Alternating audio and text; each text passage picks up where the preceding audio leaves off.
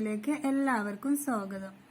അപ്പോൾ ഇന്നത്തെ വീഡിയോ എന്ന് പറയുന്നത് സിമ്പിൾ ആയിട്ട് ഒരു കേക്ക് ഡിസൈൻ ചെയ്യുന്ന രീതിയും ചോക്ലേറ്റ് ഡബിൾ ബോയിൽ ചെയ്ത് ഞാൻ എങ്ങനെ കേക്കിൽ പെയർ ചെയ്യുന്നതെന്നും കാണാം. അപ്പോൾ നമുക്ക് വീഡിയോയിലോട്ട് പോവാം. അപ്പോൾ ഈ ഒരു കേക്ക് ക്രം കോട്ട് ചെയ്ത് 15 മിനിറ്റ് ഫ്രിഡ്ജിൽ തണുപ്പിച്ചതിന് ശേഷം നമുക്കിത് ഫൈനൽ കോട്ട് ചെയ്തെടുക്കാം.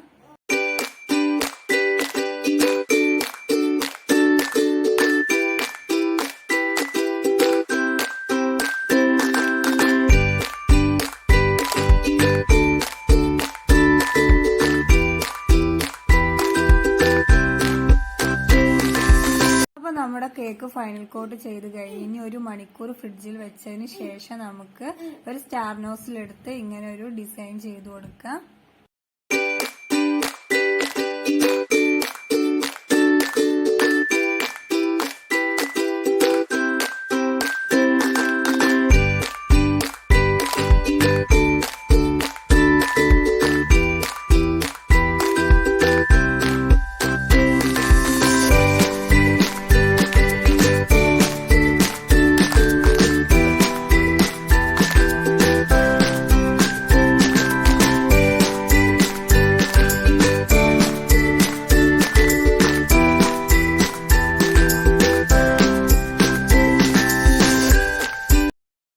തായ് മുകളിലുമായിട്ട് നോസിൽ കൊണ്ട് വർക്കൊക്കെ ചെയ്ത് ഇനി മുകളിൽ നോസിൽ കുത്തി കൊടുത്ത് അതിലൊരു ചെറി വെച്ച് ലീഫ് നോസിലെടുത്ത് ലീഫ് വരച്ചു കൊടുത്ത് കേക്കിന്റെ ടോപ്പറിലായിട്ട് വൈറ്റ് ചോക്ലേറ്റ് ഗ്രേറ്റ് ചെയ്തിട്ട് കൊടുത്ത് നെയിമും എഴുതി ഹാപ്പി ബർത്ത്ഡേന്റെ ടോപ്പറും കുത്തി കൊടുത്ത് നമ്മുടെ കേക്കിന്റെ ഡിസൈൻ ഇവിടെ പൂർത്തിയായി കഴിഞ്ഞ് ഇനി നമുക്ക് ഡബിൾ ബോയിൽ ചെയ്ത് പേര് എങ്ങനെ എഴുതാമെന്ന് നോക്കാം.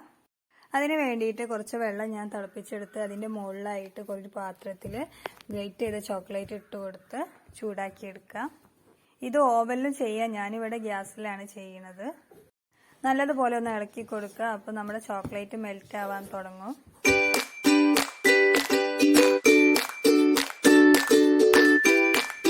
എന്നതിന് ശേഷം അതൊന്ന് മാറ്റി വെച്ചതിന് ശേഷം നന്നായിട്ടൊന്ന് ഇളക്കി കൊടുക്കുക. അപ്പോൾ നന്നായിട്ടൊന്ന് മെൽറ്റായി വരുന്നതായിട്ട് കാണാം.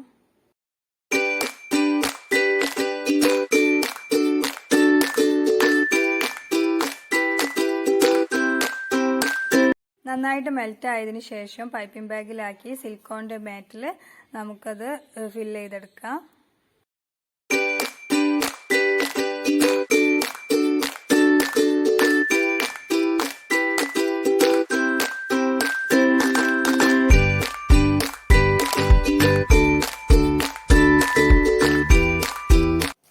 അതിനുശേഷം ഒന്ന് ടേപ്പ് ചെയ്ത് കൊടുത്തതിന് ശേഷം ഫ്രിഡ്ജിൽ ഒരു 10 മിനിറ്റ് തണുപ്പിക്കാൻ വേണ്ടി വെക്കുക.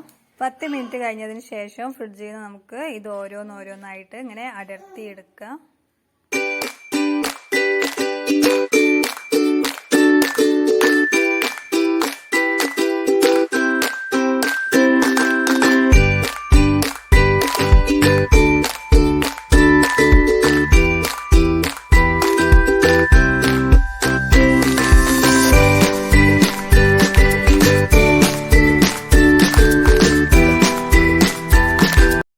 അപ്പോൾ അതുപോലെ തന്നെ ബ്ലാക്ക് ചോക്ലേറ്റ് ഇതുപോലെ ചെയ്തെടുത്തിട്ടുണ്ട്. അപ്പോൾ നിങ്ങൾക്ക് എല്ലാവർക്കും ഈ വീഡിയോ ഇഷ്ടപ്പെട്ടെങ്കിൽ ഒന്ന് ലൈക്ക് ചെയ്യുക, ഷെയർ ചെയ്യുക, കമൻറ്റ് ചെയ്യുക.